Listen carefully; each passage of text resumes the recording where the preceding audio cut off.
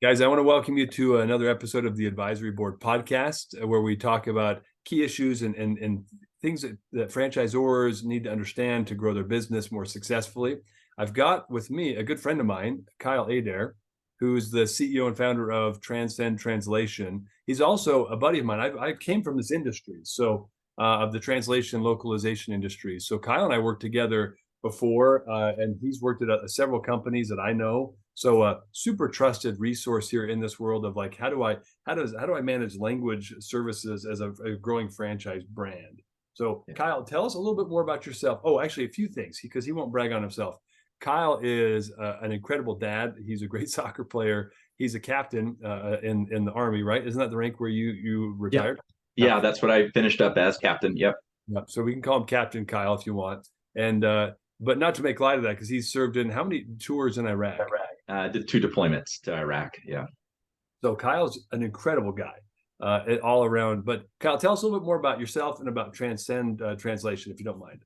Yeah. Yeah. Dave, it's finally good to like get together here. Dave and I have known each other for, oh, geez, we're probably at 7 years, 6 years now. Yeah. Yeah. So been a little bit. And Dave, as you mentioned, you were in the translation industry, so you know this stuff very well. So you can call me out, when you're like, oh no, he's got it all wrong.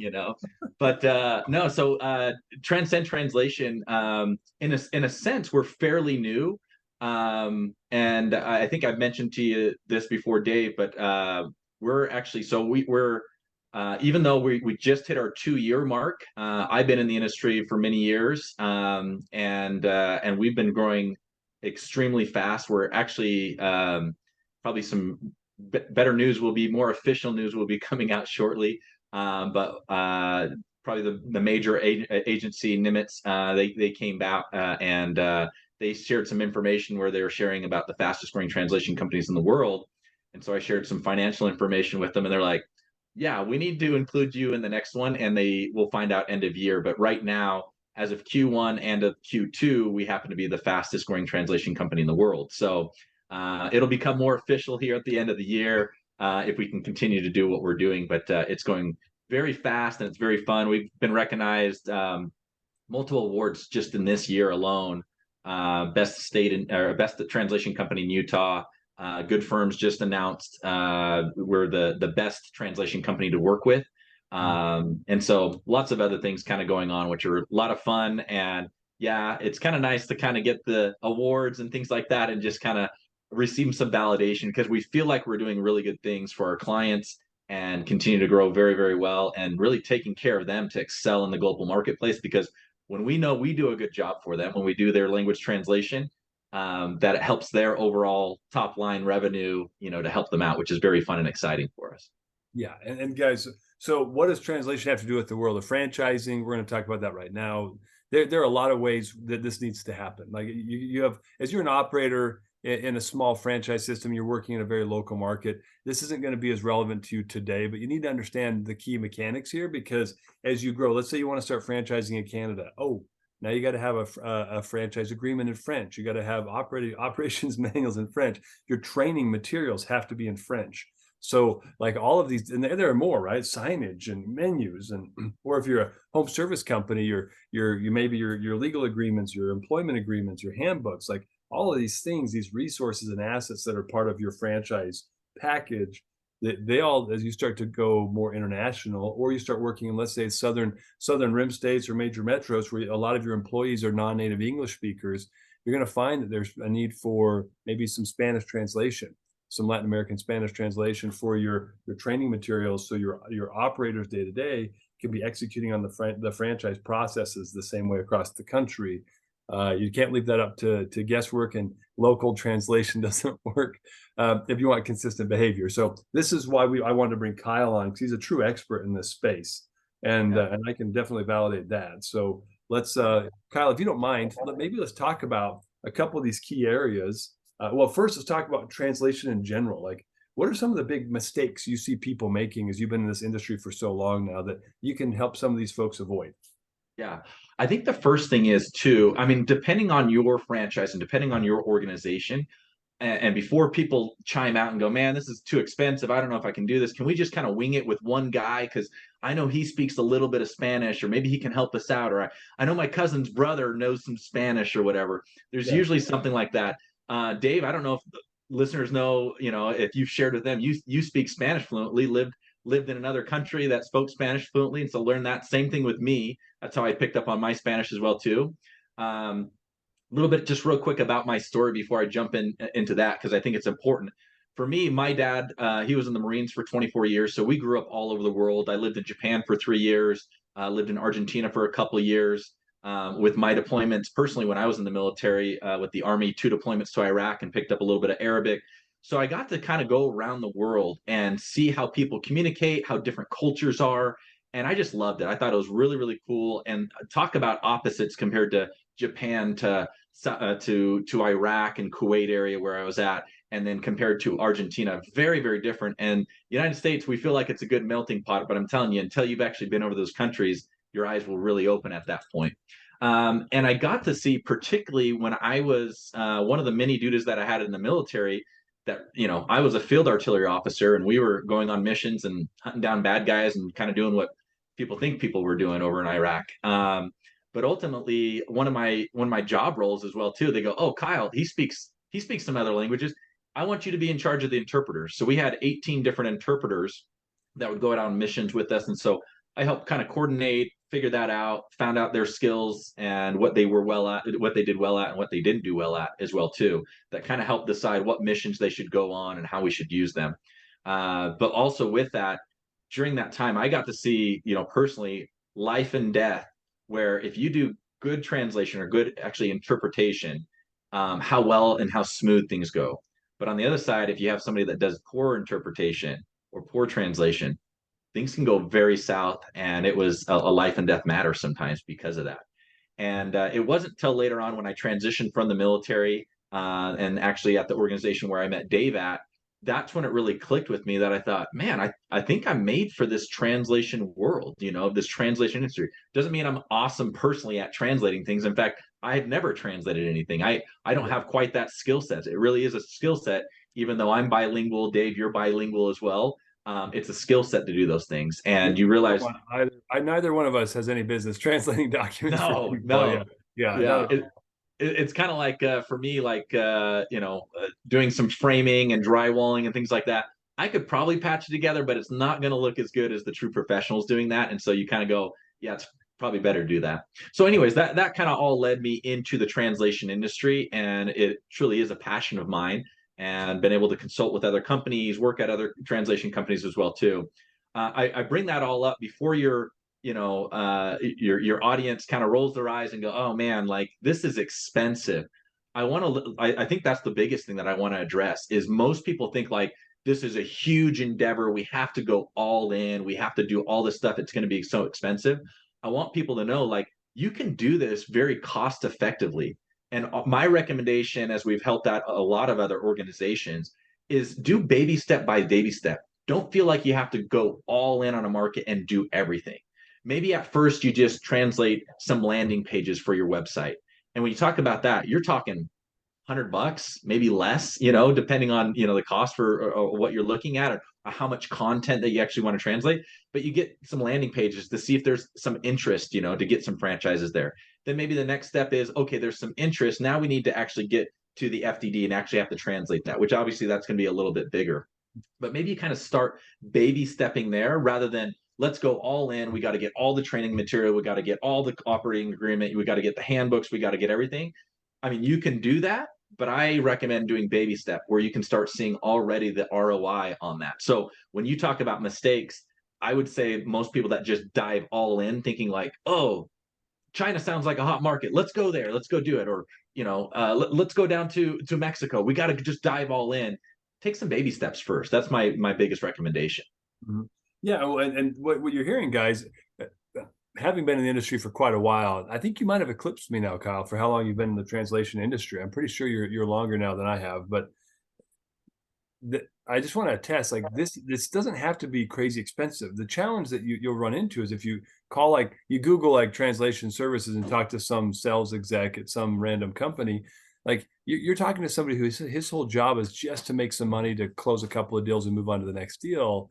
And that's why I wanted Kyle to get on here because, and not to prop him up too much. I mean, we don't want to inflate the ego, but like Don't Kyle don't need also, don't need the head bigger, you yeah, know. So he's got to turn sideways already to get through doors. But the challenge though is they're not consultative, and Kyle's already giving you some solid advice right now. Like you need to work with a true expert in the space who can strategize how you're going to go into different markets. Kyle's helped lots of people do this. He's worked with guys like I know Caterpillar and huge organizations that we worked on together back in the day, right? So Kyle knows how to do this, and he knows how to do it on a budget, and he knows how to, like, for example, rolling out the basic information pages, rolling out some marketing collateral, rolling out some things before you tackle a 200-page document. Yeah, yeah, because you don't even know if you need that 200-page document until you get people interested. But there's more. We're going to come to timelines in a minute because we got to talk about. I remember constantly people would come to me and say, "Hey, I've got this 400-page document. Can you get that to me like next weekend, Dave?" And and I'd say, "Well, yeah, if you want garbage, right? Like if you want like just a straight machine translation with nothing else, like no human intervention." It's gotten better, but we're going to talk about different translation qualities as well, like time frames, qualities. These are things you have to understand as you're trying to figure out how you want to navigate this. But like some franchise systems also put the translation burden back on the buyer. And I'll just tell you right now, that's a good way to lose a deal. If you want to really go into a market and you're like, nah, we don't want to pay for these things to be translated into French. We want to go into Canada. So, but if you want to translate it, you pay for that for yourself. And most people will be turned off by that quite a bit. So you got to figure out where to start, and it doesn't have to cost you $30,000 to translate everything. You can bite it off a little piece at a time, gauge interest, and then invest more as you need it. yeah. What would you add to that, Kyle? Yeah, let me talk about, as we advise with different companies. And Dave, I'm glad you bring that up because, like I said, most sales rep at translation companies, they're going to want to just sell, sell, sell, sell, sell, sell, and just try to get you the biggest package and the most expensive and just move forward. And yeah, honestly, probably what they're going to do is probably good quality stuff or whatever.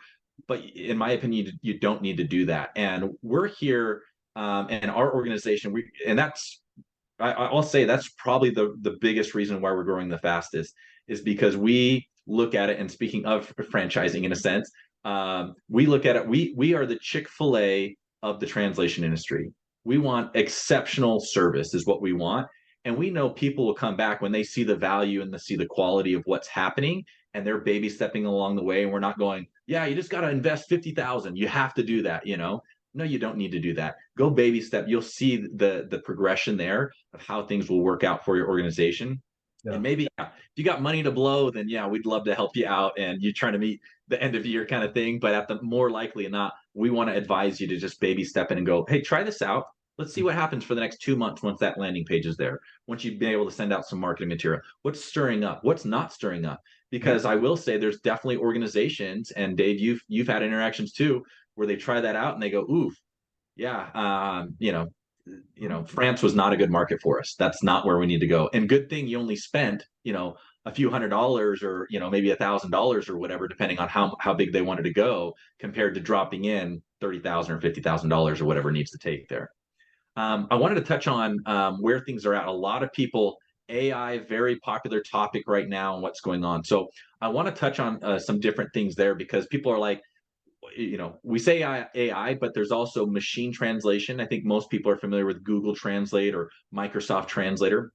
So those are machine translation engines. And usually when we talk about, there's a blend of quality, cost, and time that we talk about. That's the three-legged stool. Usually you can get two of them. You can't really get the third. You need to decide on that.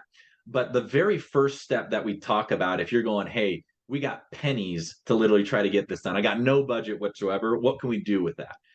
There is machine translation, Google Translate, Microsoft Translator. We use a proprietary blend of the 9 biggest translation engines, Microsoft, Google, DeepL, and we kind of make a blend there. Not going to lie, at least on our side, the translation quality is just a hair better than all the other translation engines out there. So it's not like a drastic difference. If anybody says they got hey, this is perfect, I would say beware of that because the technology just is not there yet. But that's the very first one because it's very cheap and it's very fast. And Dave, when you said, hey, someone wants to come in and 400 pages, can I get it done next weekend? that's about the only options that actually is going to be able to work to get it done in that quick of a timeline. Yeah. But the quality is not going to be very good. Let me chime in on that for a second, just because there's this, everyone's like all excited about Chat GPT and all this AI stuff. Guys, the language industry is where we developed, like, and helped refine the natural language processing models. Like Kyle and I, we were, what was that, 7 years ago? We were seeing that that was starting to take off in this context of machine translation and you know, and a lot of the translation automation things.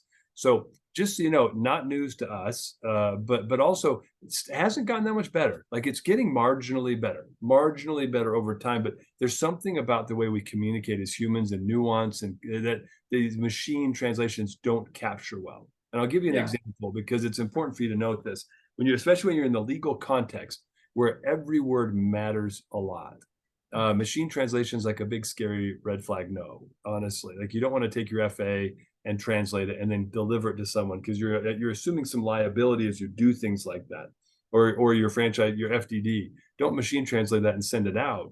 If you want to send it to someone and that you want them to machine translate it, have them do it. Just so you know, you don't machine translate something then deliver it, because whatever's in there is what you're agreeing to, and you might not even have any clue what it's saying in there because you're not a native French speaker or Spanish speaker. I'll just tell you, I've seen some of these things go through, and there's a reason why Jimmy Fallon was doing like the machine translation music and lyrics, because you take something that's highly nuanced like a song or a contract and you run it through a machine translation engine, and then you try to read it, and it's laughable. So anyway, I just want to make sure you guys understand, like, these are great tools. You can use them if you have humans touching them and doing post-editive machine translation to clean things up that are like natural linguists. But otherwise, machine translation doesn't have a lot of space, I think, in this world that you guys live in.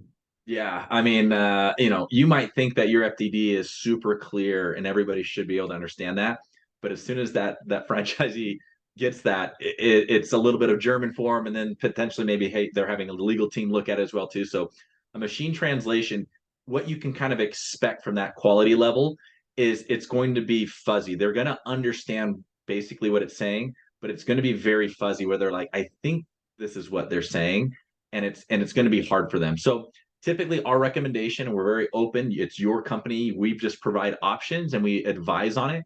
Typically most organizations, their FDD, they're doing professional human translation, which is one of the services that we provide, by a professional translator that knows that legal content, that knows how to translate.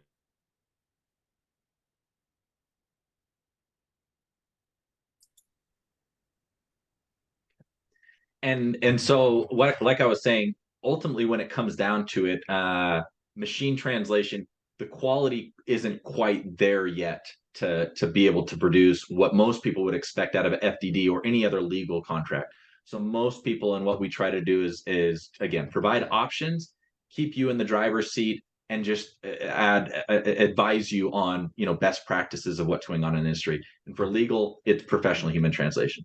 But I want to go back because AI is just such a hot topic that they're like, can't I just AI translate it or machine translate it? There is a difference. There's machine translation, which I've already touched on, and then there's AI translation, your Chat GTP, your OpenAI, things like that.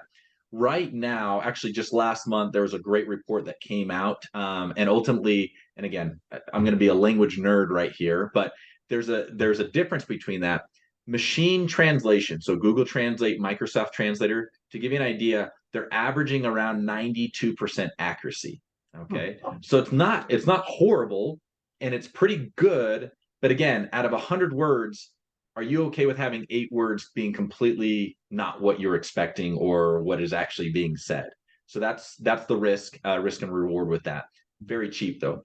On the other side, when you look at AI translation, okay, the nice thing is it's a little bit smoother. It sounds a little bit more like a human, which is great. The problem is the translation is actually more incorrect, and with an 82% accuracy. So you're having a 10% difference there. So as much as everybody's like, oh, it'll just do it, it does some cool stuff because you can say, hey, provide this translation and give it more of a happy tone or a legal tone or a upbeat tone or whatever you want on that aspect, which it kind of does that. The problem is it's not translating it as accurately. So again, both those options, very inexpensive, which is great, but it might not get the results that you're looking for to have people have interest in it, or actually represent your product or services as well as what you think. Yeah, no surprise for me at all. It took them decades to train those engines up to as good as they are now. But there is kind of a hybrid, right? So if someone's like, man, I got to save money, I've got to get it done fast, but they're willing to sacrifice a little bit on overall quality, you can do human intervention after a machine translation, then have real linguists clean it up, right? Exactly. So we usually talk about four major options. And again, we customize depending on what people are looking for, but this gives people a broad understanding and then they kind of know which direction they want to go. So you have machine translation or AI and translation, which again, in our estimations, I don't think anybody and none of our clients have said, yeah, I want to move with AI translation because I like the translation quality to be even less than what it could be. So that's the first option. Second option is machine translation plus a professional translator going through and editing and cleaning it up. Okay. Typically at this point, some people, as they read it, they're going to go, oh, okay, because it's pretty clean, but there's going to be a few oddly worded sentences where they're going, I get what they're saying, but why did you say it that way? They probably should have said it this way. That just is what happens when you're trying to clean up a lot of, in a sense, kind of garbage or not great quality translation. Trying to clean that up causes some issues there, but ultimately it does get a little bit better. But most people will probably recognize and go, hey, was this machine translation? Because it made sense, but there were some parts that were a little bit weird. It didn't sound like quite as natural as what it could be. So that's kind of the next level up. And the cost, like Dave, you said, cost goes up a little bit more, but the speed also is a little bit more, but the quality is going to be drastically better when it comes to that. Okay. The next one, the third option is professional human translation. So no machines involved other than on the back end, we call it a CAT tool. Basically, it has the thesauruses, dictionaries, word glossaries, translation memory, which is a fancy term for if we've translated, and actually we'll dive into that a little bit more, translated that sentence or word once, it'll automatically pre-populate it in, saving cost, saving time, and probably one of the biggest things, making sure there's consistency, which is very important for any organization, for any brand. But that's usually the next step up is professional human translation. So that's third. And then the fourth is professional human translation, followed by a secondary review by another professional translator. So most people, again, you're wanting two sets of eyes on something. When you guys write English content, it's probably not, oh, my content writer just wrote it, it's good to go. They're probably having somebody else proof that as well, whether it's a professional editor that's on the team or just somebody outside, because someone else needs to see it with some other eyes. That's typically what we recommend on the legal side if you can do that. But there are plenty of organizations that go, hey, you know what? We hope that it should be fine and it should be good. So let's just go with professional human translation. But again, we just always want to leave people in the driver's seat, let them decide and lay out a little bit more of those pros and cons and those risks and those rewards that come along with that. Oh yeah, that was a great walkthrough. Most people don't understand that they've got kind of options that you can pull different levers and spit out different quality outcomes. And you can have just a human translator. And if you get, I mean, Kyle's job, his team's job, the value they provide isn't just giving people a great experience and the great smiles. And like he's also responsible for recruiting, maintaining, and grooming and training the proper translators per the subject matter. And so I know an area that Kyle's an expert in, and it's something he and I worked on together even previously. He was good at it years ago, so he's just gotten better. Is on learning content, right? And that's like crazy tricky stuff. Where you've got multimedia and print assets and like on-screen digital and audio and like all this stuff that you've got to like get done right and put together. But this is just a good example of like you don't want to machine translate your like video content and then put that on like the subtitles because it'll make your content laughable. So, but this has been a good, just so you know, like the different layers that he's adding. You can create. I came from a background where I was first managing localization of like certification exams in industry for Microsoft and Adobe. That's a big deal. Like we couldn't mess around with quality. Then I went into patent translation for a couple of years. Again, if you're Apple filing a patent for the new iPhone screen, you don't want to mess around with that and limit your patent scope because you screwed up the translation. But then I went into learning and I was like, well, it's almost as critical to get the content right or else you're going to screw up the next generations of people that are trying to do this thing. So it's pretty important. And so I just, lean on a guy like Kyle if you've got a translation project. because he's not going to charge you anything to talk to you about the project and give you some advice about how to approach it. Whether or not you work with him in the end, that's kind of up to you. But he's an asset I want everyone to know in this industry, because he really is going to take care of you. And he's going to be honest with you. Those are things that are hard sometimes to find when you're looking for a good supplier. We're always looking for good fits, and there's some organization that I'll even recommend and say, hey, this organization might be a little bit better for you. They maybe specialize in that a little bit more, could help you out with that. We're not against doing that. I mean, ultimately, we just want you to have a great experience overall. And we've received referrals from people that didn't work with us because we recommended to other organizations, and we're grateful for that because we know what we specialize in. Dave, you mentioned it.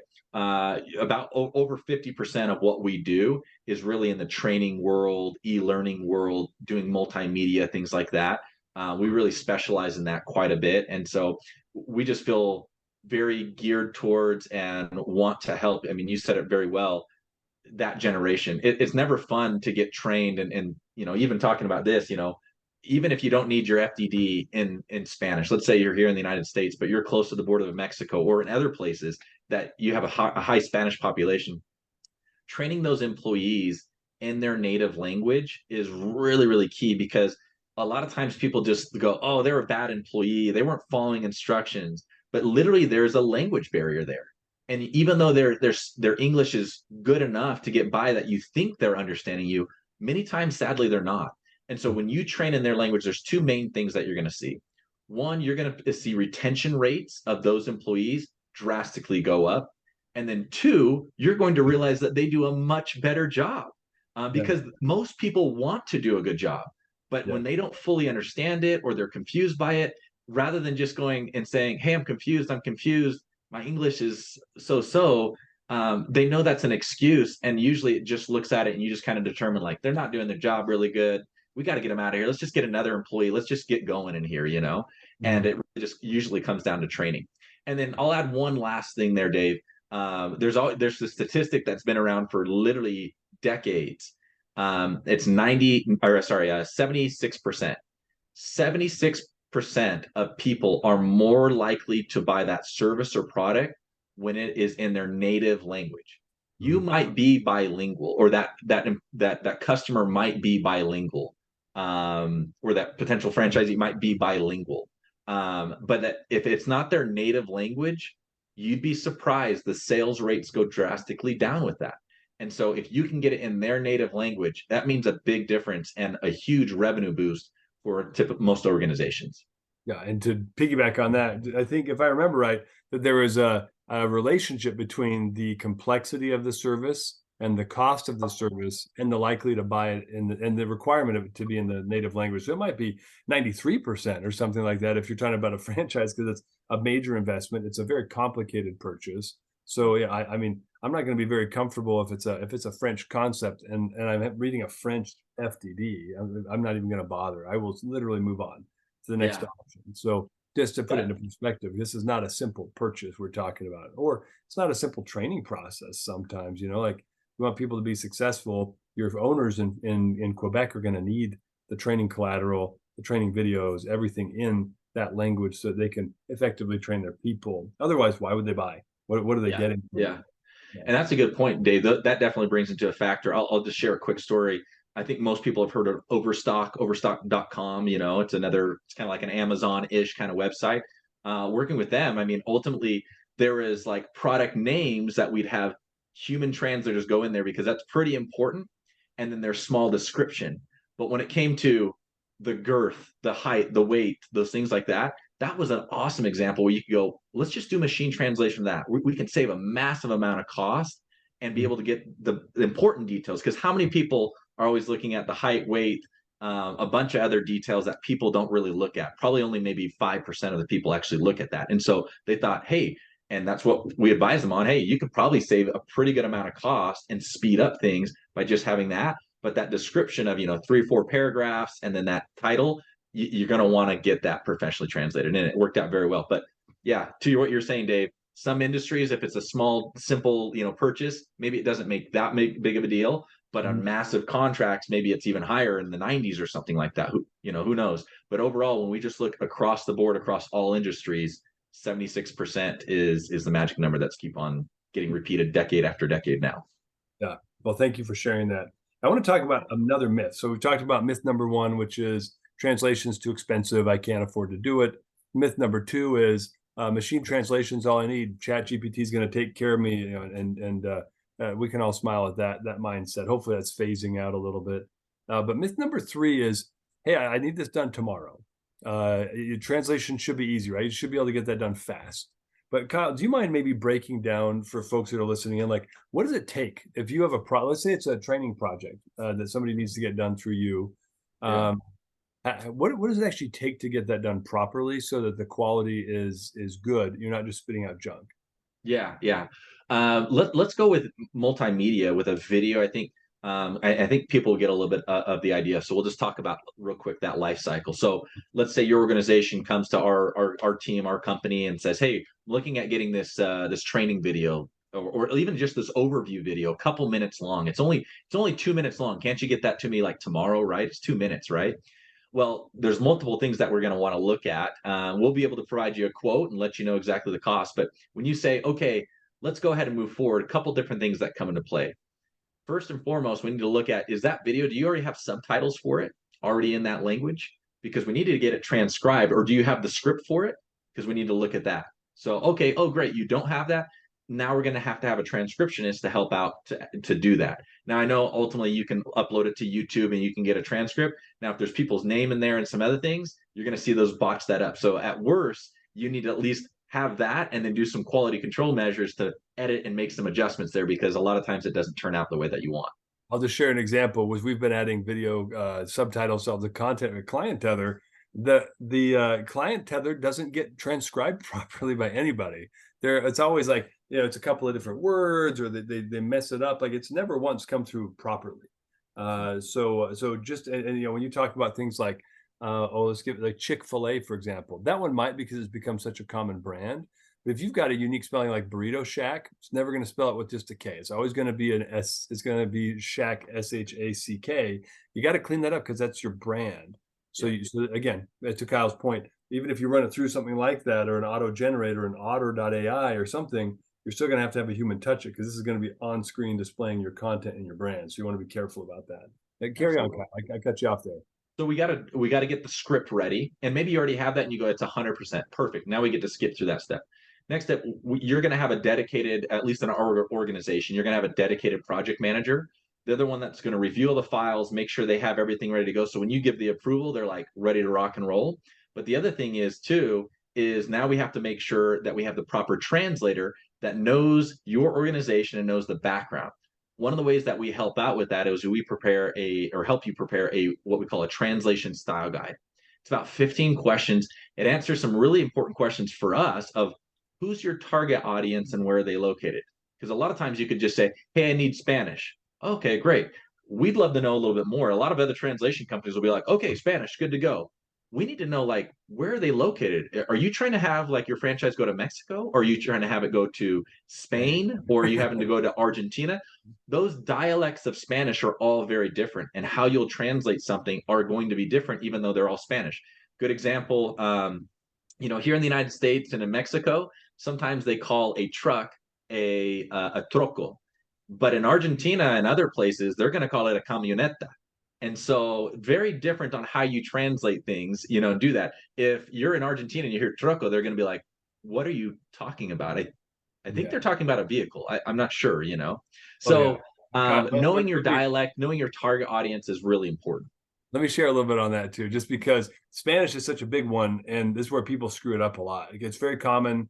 And so when I was learning Spanish, I was speaking to someone, and I speak more of a Mexican dialect. It's smoothed out now. Most people think it's like Chilean or something else. It's more neutral. But I was speaking with a lot of Mexican terminology, and this lady from Spain, she was like, "Look, kid, you don't speak Spanish. You speak Mexican." And she's like really mad at me. It's similar to like if you had a video and you were trying to sell to a bunch of people, like high-end buyers in New York, and you had some and there's nothing wrong with this. This is just like there's some funky like perceptions, but you had like a Southern drawl, like maybe a less educated Southern drawl, like as a rural Texan doing the video. The folks in like Manhattan would be like, dude, y'all are idiots. But they wouldn't say y'all, they would say, you gentlemen are all idiots, right? But they don't speak the same in Connecticut as they do down in Texas. And so it's why most news anchors are trying to recruit people from the Pacific Northwest. That's a neutral tone and dialect in English. You don't even know this, right? But most news anchors speak the same because they're all from the same part of the country generally. But that's where they train them to speak with that dialect, even in English, except for the local news folks because they don't care. But Yeah. but that's a problem. So if you were to Yeah. translate something in Spain Spanish and then drop it into Latin America, they'd be like, in like Mexico, they'd say, "What the heck is this?" They're like, "Oh, you think you're better than me because you're speaking Castilian Spanish." If you did the opposite, though, they'd be like, "This is pig Spanish." Like they're really looked down upon like the Mexican dialect of Spanish. So you need to talk to a guy like Kyle to like really understand culturally what are you trying to get done in what part of the world, because you can definitely translate into the wrong brand of Spanish. And we don't, and I'll say this much, Dave, we don't try to bore our clients. Some people really care about that and they're like, oh, I'm so glad you're touching on it. Some other people, they're just like, can you just translate it? And we get that. So that's why it's just 15 questions. If you answer these 15 questions, we're going to be good to go. Other questions in there that are really important.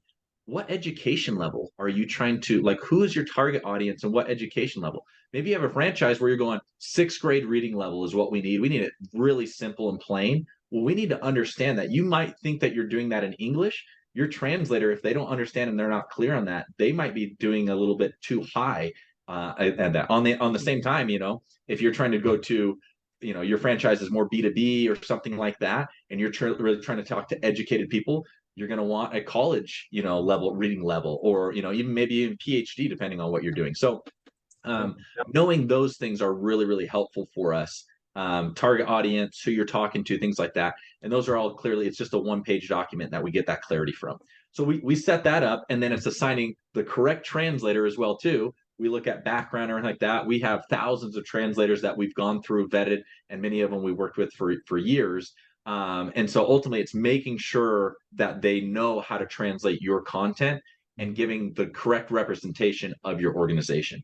So now they're translating it. That's great. We got there. But now maybe the next step, if it's a video and you guys want professional voiceover on it, we got to find the right voiceover artist. So we give you a couple different options of some people that we think are good. So we're going to give you those samples and you go, I don't know, I don't speak Spanish. That guy sounds good. Or maybe you have somebody in your organization that does speak Spanish that you're like, let me just send it over to them. And oh, you like this person? Sounds great, And so now we have the voiceover artist that needs to go and record actually that.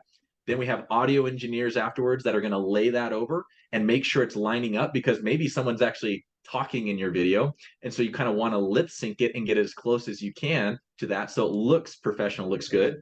Then also maybe you actually want the subtitles on the bottom. Some organizations do, some organizations don't. So we're finally getting to that. So you can see multiple steps here, and it's not all done in one day. There's a lot of coordination that our project managers are doing with a lot of different people within our organization to make sure it produces.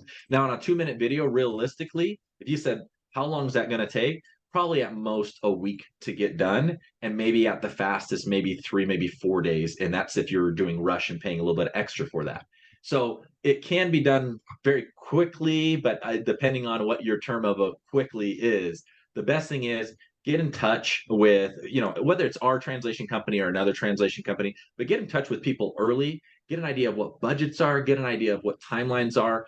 Don't wait to the last minute where you're like, oh crap, my boss said, or we gotta jump into this, we gotta do it, because it's not going to get done as quickly as you think. And again, when you move fast, we always talk to companies about this. When you start moving really quick, same thing with you, going into a new market or a new state or anything else, or really just trying to get things launched and going. If you move fast, typically, or too fast of what you're comfortable with, typically it might not turn out the way that you want it to. So get in touch early. Yeah, and I want to share a thought on that. What a lot of people don't understand is that a human translator has a capacity to even with this technology go through about 2,000 words a day that need to be translated. Depends on the language. Some can go a little faster, maybe 2,200 for Spanish, 1,800 for Japanese, right? It's some of the more complex languages it takes more time. So if you've got a 200-page document, and that's about, let's say, 400 words per page, something like that. What is that? 80,000 words in an FA, a franchise agreement. I mean, put that into perspective. If you say, hey, I need that done in 2 weeks, well, Kyle's going to say, well, we can do that, but we're going to have to find 2 sets of translators and reviewers that have expertise in legal terms and fast food, because these, you guys are fast food concepts. We need to make sure they understand those. Those are very specialized people, and they're gonna have two sets of them working in parallel to get that done. They could do 40,000 words, 20 days, 20 working days each. That's 4 weeks with two sets of teams working on that document. So you have to also, like he's saying, get engaged early, because you don't realize this, but the quality that you need for some of those key documents, or for your whole training package that has 30 modules and each one has 2 videos, and like all, you're talking about some time that's just going to elapse, because you have to get stage 1 done to pass it to stage 2, and you've got 30 of those going through a cycle. So again, that's where strategies that needs to be in place of, well, what are the most critical things? Well, we can get the introductory and the first 3 onboarding video like modules done first. And by the time that those are delivered, you'll have someone on the front end working through those modules.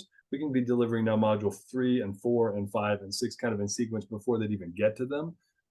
I've done projects like that with Kyle before with clients. So to deliver almost like just in time delivery to make sure we get it done, because they didn't plan enough in advance.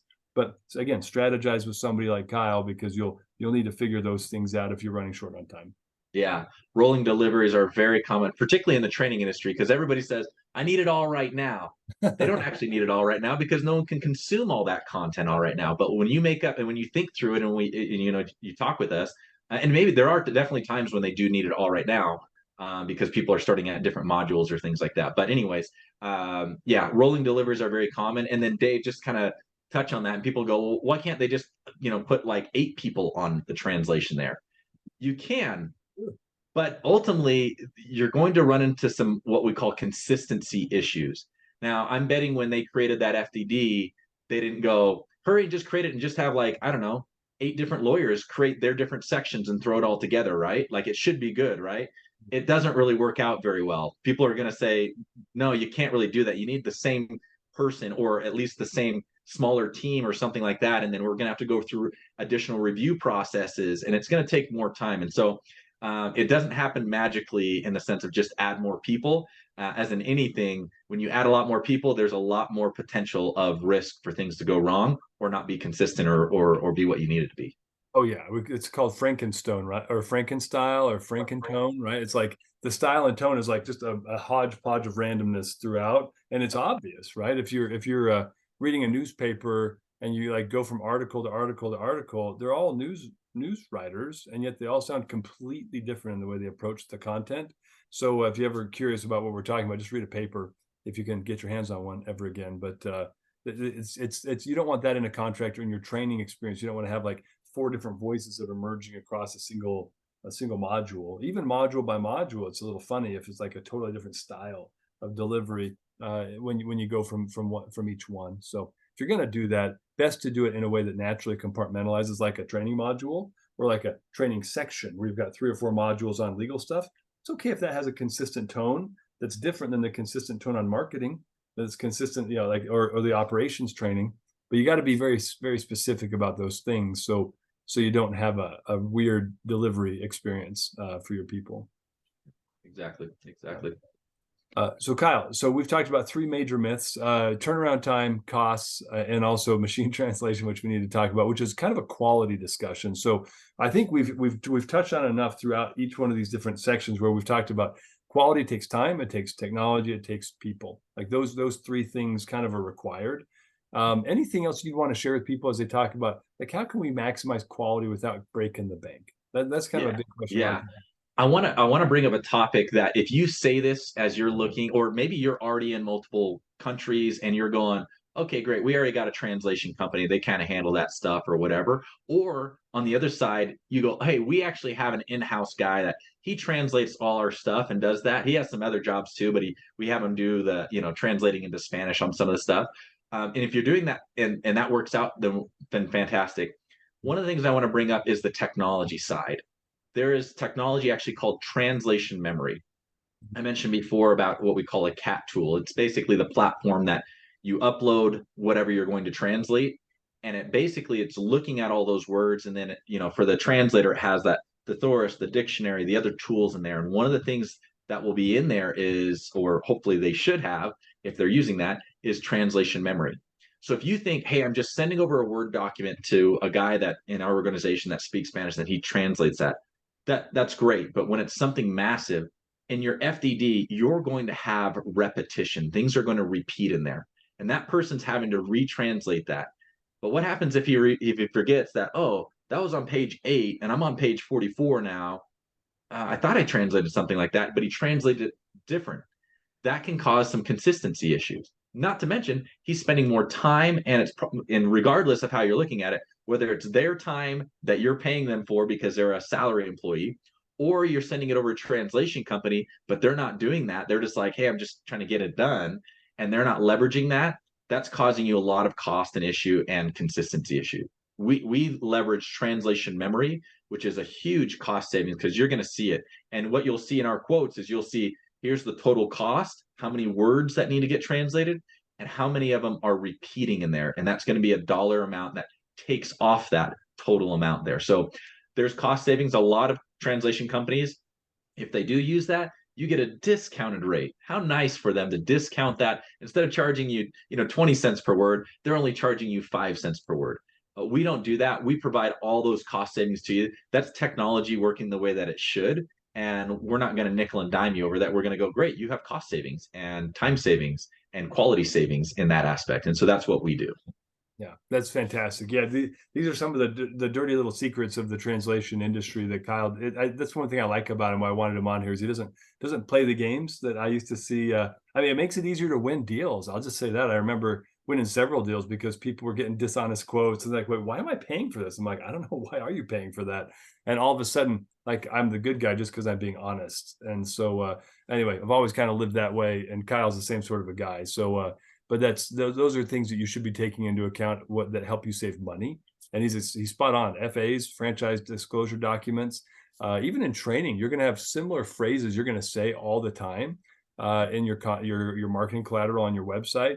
They're going to be on your brochure and on your website, and then your FDD.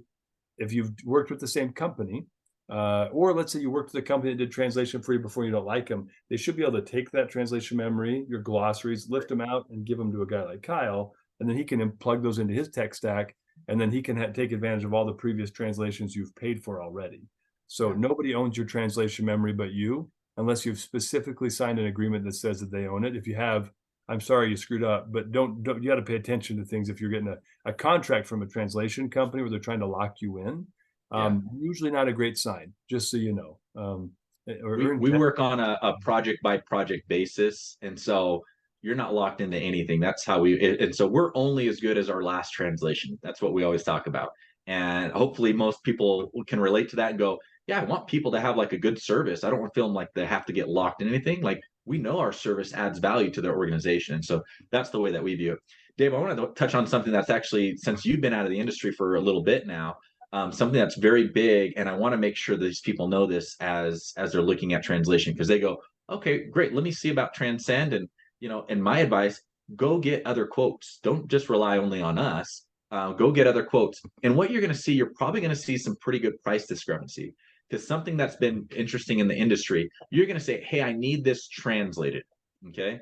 Now, we talked about those 4 different styles of translation: machine translation, and then a human cleaning it up, professional human translation just with one translator, and then translation with a secondary review by a professional translator. So you have to be clear in that, because you might get a quote from us or for another organization that says, hey, it'll cost you 20 cents per word, okay, to translate. And then you go to another one and they say, oh, 12 cents per word. And you're going, wow, this company's just way cheaper. I got to go with them. Like, this cost is different. Translation, as I talk about those 4 different ones, keep that in your mind. And so you might need to specifically say, hey, I want professional human translation, no machine translation involved, no AI translation involved. And then that way you can get specific quotes for them of exactly what their cost is, because you're probably going to see not a huge disparity in price difference in that. If you clarify and say, hey, I'm looking for option, in a sense, option number 3 there. I'm not looking for option 2, which maybe is 12 cents. And so it just depends on what quality level. And talk to them, have that conversation, or, hey, can you just tell me a little bit more about your different translation options that you have? And if someone doesn't give you that, and they're just saying, yeah, it's just translation, I bet you they're going to come with a really cheap price, and it's going to sound nice, but I'm going to tell you the quality is probably not going to be where you're at. And so again, we're trying to always advise people, give those options, lay through those, talk about their specific content, but just be aware as you get different quotes, and that's what I recommend. Understand exactly and make sure you're comparing apples to apples. One of the nice things that we do, Dave, we do a price match guarantee. So if you know exactly the quality and it says exactly what it is on the quote, we're going to price match that. But typically, one of the things, we're very competitive with price. So it does happen every once in a while, but a lot of times people go, look, you said 20 cents a word, and they're 12 cents a word. And right there, you can tell there's a big disparity. And we always say, great, if you feel good with that, move forward with them. But I can tell you what quality level you're going to get, and you might not be happy with it. And we've had, sadly, some of those people go, crap, I wasted all that money, and now I'm coming back to you guys because it wasn't done the way that it needed to be done. Yeah, and sometimes you got to scrap it. It's like someone building an addition on your house that's not up to code. Tear it down, build it right. I mean, sometimes you got to do that if you go down the wrong path in translation. Yeah. Kyle, this is super helpful. And I think this is exactly what I wanted, honestly. Like, I wanted people just to understand, like, when they start moving into that direction, what are they up against, and how do they navigate this industry, and how do they make sure they focus on the right projects and focus on bite-sized pieces first, and not try to eat the whole elephant. Any other advice for folks as they're looking at maybe globalizing their franchise concept and getting into different markets? I'd love some insights from you, kind of parting thoughts. Yeah, I think we've already kind of touched on things, but I just want to reiterate them again. Like you said, take things bite size, move slow into it. You can do these things for a few $100s. We've had some organizations literally $100 got them going where they needed to go, and then they're like, "Ooh, this is actually turning out something." And then they just invested a few more $100s, and then they said, "Okay, yeah, we're going to invest a couple $1,000s now." And it's great. I love to see that progression in that size. So take bite size, like what you're saying. The other thing is, I want to go back, and maybe I'm beating a dead horse on the training side. I think most people, the far majority of people, want to do a good job, but if they're not communicating in truly their language, it can go sideways. It can go south, and no one wants to. And everybody knows your organization is going to be a little bit different on the exact dollar amount, but to fire an employee and then rehire and retrain that person, there's dollars attached to that. And what if you could say, hey, instead of having a 60% retention rate, now we have a 90% retention rate. What does that 30% difference dollar wise mean for your organization? And so again, you can compare and contrast that. You're going to know, your HR side is going to know a little bit more on that side of what that is.